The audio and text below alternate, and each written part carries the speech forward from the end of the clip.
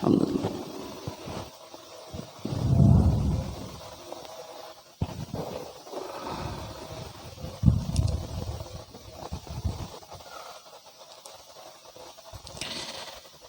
Alhamdulillah arhamir rahimin, ahkamil hakimin, ahsanil khaliqin, wa khairil raziqin, wa ashhadu an la ilaha illallah wahdahu la sharika lah, huwal awwal wal akhir wal zahir wal batin, wa huwa ala kulli syai'in alim. وأشهد أن سيدنا محمدا عبده ورسوله صاحب الخلق العظيم والقلب الرحيم الهادي إلى الصراط المستقيم. اللهم يا علي يا عظيم أسألك أن تصلي وتسلم على سيدنا ومولانا محمد الذي أرسلته رحمة للعالمين وعلى آله وأصحابه والتابعين لهم إلى يوم الدين. أما بعد، عباد الله، أوصيكم ونفسي بتقوى الله، فقد فاز المتقون. اتقوا الله حق تقاته ولا تموتن إلا وأنتم مسلمون. Hadirin jamaah Jumat, sebagaimana para khatib Jumat pada umumnya memberikan wasiat dengan takwa, maka dari atas mimbar ini ulun juga berpesan dan berseru kepada diri ulun pada khususnya dan kepada para hadirin pada umumnya untuk selalu dan senantiasa meningkatkan nilai ketakwaan kita kepada Allah Subhanahu wa ta'ala dengan melaksanakan semua perintah-perintahnya dan menjauhi segala larangan-larangannya. Dengan begitu kita akan menjadi hamba-hamba Allah yang berbahagia baik di dunia maupun di akhirat nanti. Hadirin jamaah Masjid Al-Falah rahimani wa rahimakumullah, semoga Allah yang maha menyaksikan, maha menatap, maha mengetahui segala-galanya menggolongkan kita semua menjadi orang yang mempunyai qalbun salim, hati yang bersih, hati yang selamat, karena ternyata orang yang kelak akan masuk surga dan berjumpa dengan Allah Subhanahu wa ta'ala tidak identik dengan orang yang banyak ilmunya saja, tidak identik dengan yang banyak ibadahnya atau amalnya saja, tetapi yang akan berjumpa dengan Allah adalah orang yang berilmu dan beramal saleh yang berbuah qalbun salim. Allah Subhanahu wa ta'ala berfirman, A'udzu billahi minasy syaithanir rajim. Yauma la yanfa'u malun wala banun illa man atallaha biqalbin salim. Yaitu pada hari ketika harta dan anak tidak berguna kecuali orang-orang yang menghadap Allah dengan hati yang bersih. Surah Asy-Syu'ara 88 dan 89. Banyak ilmu menjadikan dirinya sombong, ujub dan takabur, maka dia tidak akan selamat, bukan karena ilmunya tetapi karena kotor hatinya daripada ilmunya. Orang yang banyak ibadah merasa lebih suci dan lebih mulia sehingga busuk hatinya, maka dia tidak selamat karena ternyata ibadah yang bagus dan benar cirinya berbuah qalbun salim. Jamaah Jumat rahimani wa rahimakumullah, ada 3 golongan manusia yang dimasukkan ke dalam neraka dan tidak mendapat penolong selain Allah Jalla wa'ala. Mereka membawa amal yang besar tetapi mereka melakukannya karena ria, ingin mendapatkan pujian dan sanjungan. Pelaku ria kelak di hari pengadilan wajahnya diseret secara telungkup sampai masuk ke dalam neraka. Rasulullah SAW bersabda, Inna awalan nasi yuqda yawmal qiyamati alaih rajulun istushhida. Sesungguhnya manusia pertama yang diadili pada hari kiamat adalah orang yang mati syahid di jalan Allah.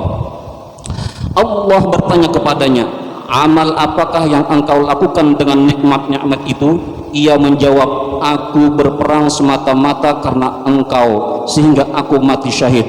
Allah berfirman, bohong kamu berperang supaya dikatakan seorang yang gagah berani.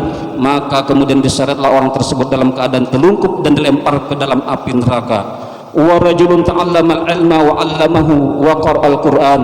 Selanjutnya orang kedua yang diadili adalah seorang yang menuntut ilmu dan mengajarkannya serta membaca Al-Qur'an. Allah bertanya kepadanya, amal apakah yang telah engkau lakukan dengan kenikmatan-kenikmatan itu? Ia menjawab, aku menuntut ilmu dan mengajarkannya serta aku membaca Al-Quran hanyalah karena engkau. Allah berfirman, kamu berdusta. Kamu menuntut ilmu agar dikatakan seorang alim dan kamu membaca Al-Quran supaya dikatakan seorang qari. Maka kemudian diseretlah orang tersebut dalam keadaan telungkup dan dilemparkan ke dalam api neraka. Wa rajulun wasa'allahu alaihi wa a'tahu min asnafil mali kullih. Selanjutnya orang ketiga yang diadili adalah seorang yang diberikan kelapangan rezeki dan berbagai macam harta benda. Allah bertanya, apa yang engkau telah lakukan dengan nikmat-nikmat itu? Dia menjawab, aku tidak pernah meninggalkan sedekah dan infak pada jalan yang engkau cintai, melainkan pasti aku melakukannya semata-mata karena engkau. Allah berfirman, kamu dusta. Kamu berbuat yang demikian itu supaya dikatakan seorang dermawan atau murah hati. Maka kemudian diseretlah orang tersebut dalam keadaan telungkup dan dilemparkan ke dalam api neraka. Hadirin rahimani wa rahimakumullah, bukan karena kurang ilmunya dan bukan kurang amalnya, juga bukan kurang perjuangannya, tetapi penyebabnya satu, hatinya menghadap kepada manusia, tubuhnya seperti menghadap kepada Allah, tetapi hatinya berharap dari makhluk, berharap dinilai, berharap dipuji, berharap dikagumi, berharap dibalas budi. Ketika hati cenderung kepada makhluk, kepada manusia, maka rialah amalnya, hilanglah pahalanya, tidak mendapatkan apa-apa. Oleh karena itu jamaah sekalian yang dirahmati Allah Subhanahu wa taala, kita yang ilmunya terbatas, kita yang amalnya masih sedikit, jangan sampai busuk hati. Amal tidak bisa apa-apa, ilmu juga amat tidak berdaya, ditambah busuk hati, maka kita tidak punya apapun di dunia ini selain kesengsaraan, dan naudzubillah di akhirat pun tidak akan mendapatkan apa-apa. Oleh karena itulah jangan lakukan apapun yang membuat hati kita kotor, jangan mendengar dan melihat yang membuat hati kita jadi busuk, jangan berpikir yang membuat hati kita jadi nista. Hadirin as'adani wa as'adakumullah, dalam sebuah riwayat Rasulullah didatangi malaikat Jibril dan menyampaikan 5 nasihat. 5 wasiat atau nasihat Jibril ini mudah-mudahan bisa membantu kita memiliki qalbun salim. Ja'a Jibril ila Nabi sallallahu alaihi wasallam faqala, Jibril alaihissalam datang kepada Nabi sallallahu alaihi wasallam lalu berkata, ya Muhammad, aish ma syi'ta fa innaka mayitun. Wahai Muhammad, hiduplah sesukamu karena sesungguhnya engkau akan mati. Kita tidak pernah tahu kapan dan di mana serta dengan cara apa kita akan mati. Mungkin dengan sakit atau ketika sedang sholat mati. Semua dirahasiakan oleh Allah Subhanahu wa taala agar kita selalu siap siaga. Dan orang yang paling cerdas menurut Nabi Shallallahu Alaihi Wasallam adalah orang yang banyak mengingat mati dan yang paling bagus persiapannya untuk menghadapi kematian. Nasihat malaikat Jibril alaihissalam yang kedua, wa ahbib man syi'ta fa innaka mufariquh. Cintailah siapa yang engkau sukai karena sesungguhnya engkau akan berpisah dengannya. Maksudnya adalah cintailah siapa saja yang engkau sukai di antara makhluk karena sesungguhnya engkau akan berpisah dengannya. Kesenangan-kesenangan dunia yang fana berupa suami, istri, anak, harta, pangkat dan selainnya dari hal-hal yang dicintai, semua pasti akan pergi atau bisa jadi kita pergi meninggalkan semuanya. Nasihat malaikat Jibril alaihissalam yang ketiga, wa'mal ma syi'ta fa innaka majziyun bih.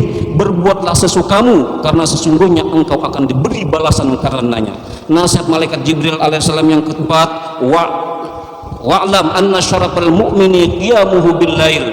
Ketahuilah kemuliaan seorang mukmin adalah berdirinya dia pada malam hari untuk sholat malam. Nasihat malaikat Jibril alaihissalam yang terakhir atau yang kelima, wa'izzuhu istighna'uhu 'anil nas. Dan keperkasaan atau derajat martabat seorang mukmin adalah ketidakbutuhannya atau ketidaktergantungannya terhadap manusia yang lain.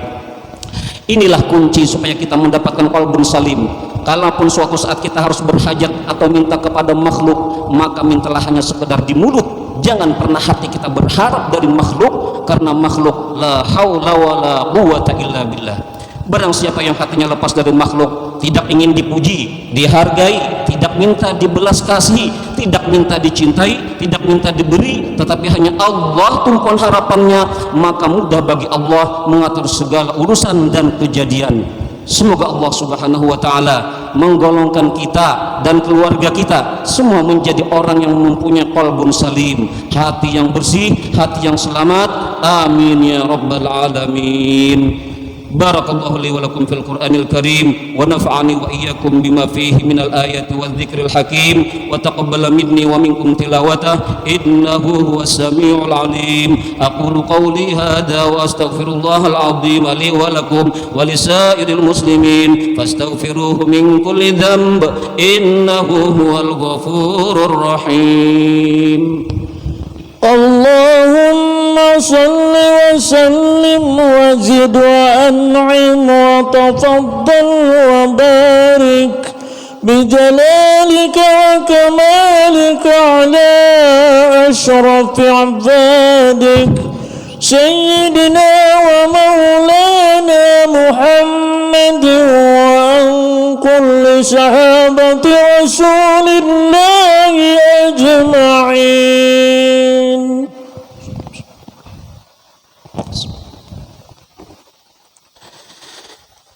Alhamdulillah hamdan kama amar wa ashhadu an la ilaha illallah wahdahu la syarika lah irghaman liman jahada bihi wa kafar wa ashhadu anna sayyidana Muhammadan abduhu wa rasuluh sayyidul khalaiqi wal bashar. Allahumma salli wa sallim ala sayyidina wa maulana Muhammad wa ala alihi wa sahbihi mattasalat aynun binadhar wa udhunun bi khabar. Amma ba'da, فيا معاشر المسلمين اتقوا الله تعالى وذروا الفواحش ما ظهر منها وما بطن وحافظوا على الطاعات وحضور الجمعة والجماعة واعلموا أن الله أمركم بأمر بدأ فيه بنفسه وثنى بملائكة قدسه فقال تعالى ولم يزل قائلا عليما إن الله وملائكته يصلون على النبي يا أيها الذين آمنوا صلوا عليه وسلموا تسليما. اللهم صل وسلم على سيدنا محمد وعلى آله وصحبه أجمعين. اللهم وارض عن الخلفاء الراشدين الذين قضوا بالحق وبه يعدلون ساداتنا أبي بكر وعمر وعثمان وعلي وعن سائر أصحاب نبيك أجمعين وعن التابعين ومن تبعهم بإحسان إلى يوم الدين. اللهم أعز الإسلام والمسلمين وأعلِ كلمتك إلى يوم الدين. اللهم انصر من نصر الدين وخذل من خذل المسلمين. اللهم أهلك اليهود والنصارى والكفرة والمشركين. اللهم آمنا في دورنا وأصلح ولاة أمورنا واجعل اللهم ولايتنا في من خافك واتقاك. اللهم اغفر للمسلمين والمسلمات والمؤمنين والمؤمنات الأحياء منهم والأموات برحمتك يا أرحم الراحمين. معاشر المسلمين إن الله يأمر بالعدل والإحسان وإيتاء ذي القربى وينهى عن الفحشاء والمنكر والبغي يعظكم لعلكم تذكرون. فاذكروا الله العظيم يذكركم واشكروه على نعمه يزدكم واسألوه من فضله يعطيكم ولذكر الله أكبر والله يعلم ما تصنعون.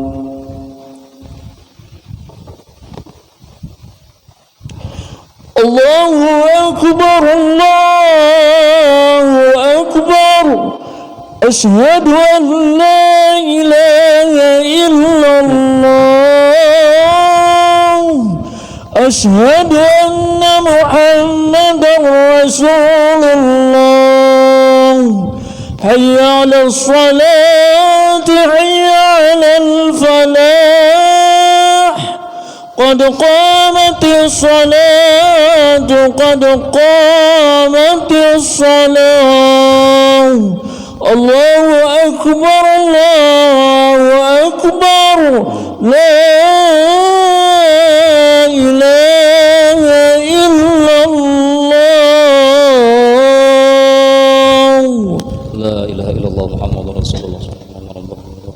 الصلاة شرط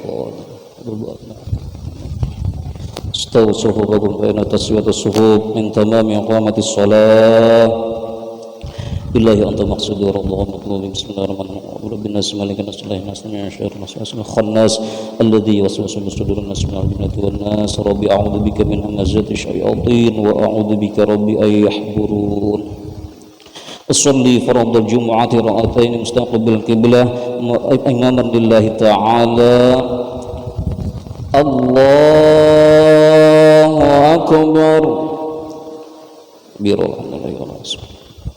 Ajhadu ajiyal wassalamu inna salata bismillahirrahmanirrahim.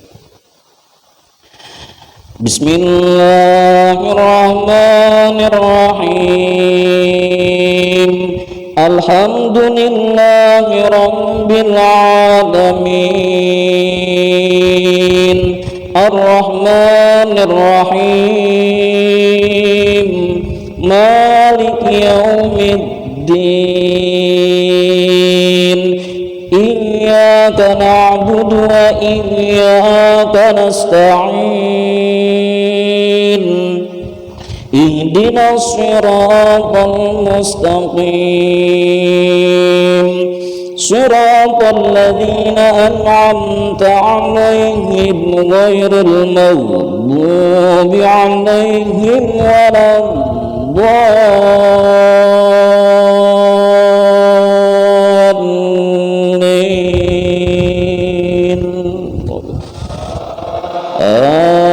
Amin. Syukuran ala walidayya wa asli fi dzurriyyatina tabda'ina wa muslimin. Innal ladzina yashtaruna bi'ahdillahi wa aymanihim thamanan qalila ulaika la khalaqa lahum fil akhirati wa la yukallimuhumullahu wa la yanzuru ilayhim yawmal qiyamah wa la yuzakkihim wa lahum 'adzabun alim.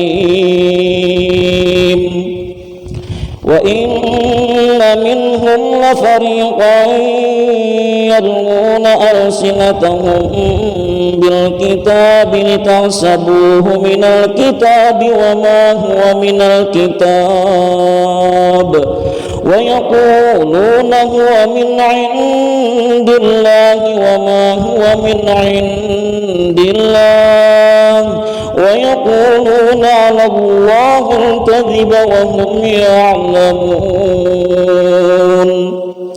Ma kana li basharin an yu'tiyahu Allahu al-kitaba wal hukma wan nubuwwata thumma yaqul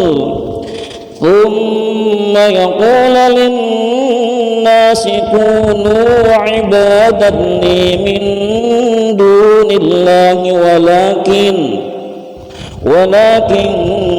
kunu rabbaniyina bima kuntum tu'allimuna al-kitaba wa bima kuntum tadrusun wa la ya'murukum an tattakhidul malaikata wan nabiyina arbaba aya'murukum bil kufri ba'da idh antum muslimun.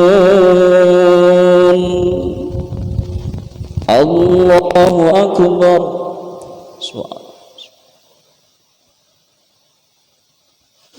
Sami'a Allahu liman hamidah. Rabbana hamdan katsiran. Allahu akbar. Subhanallah. Allahu akbar. Habibini warhamni afini wa'fu. Allahu akbar.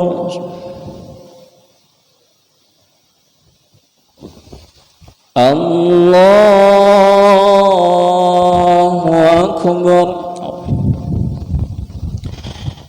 Bismillahirrahmanirrahim.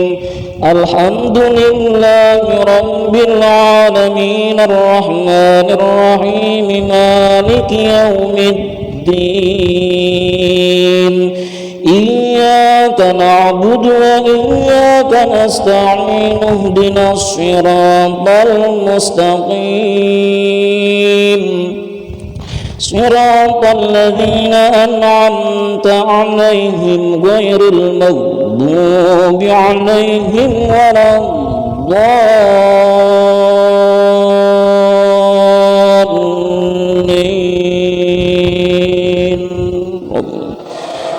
Amin. Sabaqna bil taj'alhum alladhina amanu rabbana wa idh akhadha Allahu mitsaqan nabiyyina lama ataitukum min kitabin wa hikmatin thumma ja'akum rasulun musaddiqun lima ma'akum latu'minunna bihi wa latansurunnahu qala a'aqrartum wa akhadhtum 'ala dhalikum isri qalu aqrarna qala fashhadu wa ana ma'akum minasy syahidin. Faman tawalla ba'da dhalika faulaika humul fasiqun. Afa ghayra dinillahi yabghun wa lahu aslama man fis samawati wal ardi taw'an wa karhan wa ilayhi yurja'un. Allahu Akbar. Subhanallah. Sami'allahu liman hamidah. Rabbana samawati syai'an. Allahu Akbar. Subhana rabbil azim. Allahu Akbar. Hamdani wa afini wa fa'ani. Allahu Akbar. Subhana rabbil azim. Ihdinas siratal mustaqim.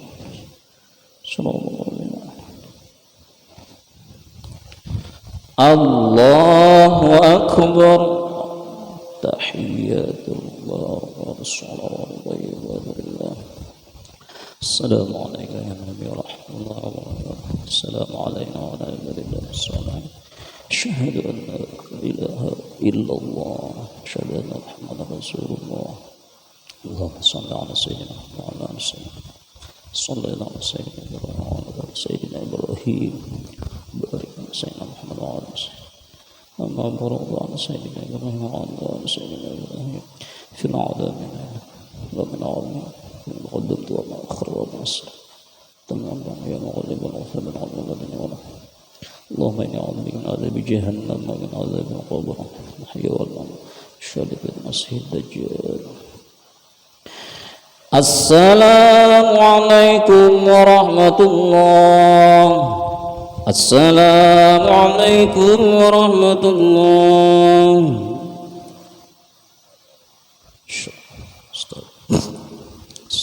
Allahumma istabar Rasulullah Al-Fatihah. A'udzu billahi minasy syaithanir rajim. Bismillahirrahmanirrahim. Alhamdulillahi rabbil alamin arrahmanir rahim maliki yaumiddin iyyaka na'budu wa iyyaka nasta'in ihdinas siratal mustaqim siratal ladzina an'amta 'alaihim ghairil maghdubi 'alaihim waladdallin. Amin. Bismillahirrahmanirrahim. Alhamdulillahi rabbil alamin arrahmanir rahim maliki yaumiddin iyyaka na'budu wa iyyaka nasta'in ihdinas siratal mustaqim siratal ladzina an'amta 'alaihim ghairil maghdubi 'alaihim waladdallin. Amin. بسم الله الرحمن الرحيم الحمد لله رب العالمين الرحمن الرحيم مالك يوم الدين إياك نعبد وإياك نستعين اهدنا الصراط المستقيم صراط الذين أنعمت عليهم غير المغضوب عليهم ولا الضالين آمين بسم الله الرحمن الرحيم الحمد لله رب العالمين الرحمن الرحيم مالك يوم الدين إياك نعبد وإياك نستعين اهدنا الصراط المستقيم صراط الذين أنعمت عليهم غير المغضوب عليهم ولا الضالين آمين بسم الله الرحمن الرحيم الحمد لله رب العالمين الرحمن الرحيم مالك يوم الدين إياك نعبد وإياك نستعين اهدنا الصراط المستقيم صراط الذين أنعمت عليهم غير المغضوب عليهم ولا الضالين آمين بسم الله الرحمن الرحيم الحمد لله رب العالمين الرحمن الرحيم مالك يوم الدين إياك نعبد وإياك نستعين اهدنا الصراط المستقيم صراط الذين أنعمت عليهم غير المغضوب عليهم ولا الضالين آمين بسم الله الرحمن الرحيم الحمد لله رب العالمين الرحمن الرحيم مالك يوم الدين إياك نعبد وإياك نستعين اهدنا الصراط المستقيم صراط الذين أنعمت عليهم غير المغضوب عليهم ولا الضالين آمين بسم الله الرحمن الرحيم قل هو الله أحد الله الصمد لم يلد ولم يولد ولم يكن له كفوا أحد بسم الله الرحمن الرحيم قل هو الله أحد الله الصمد لم يلد ولم يولد ولم يكن له كفوا أحد بسم الله الرحمن الرحيم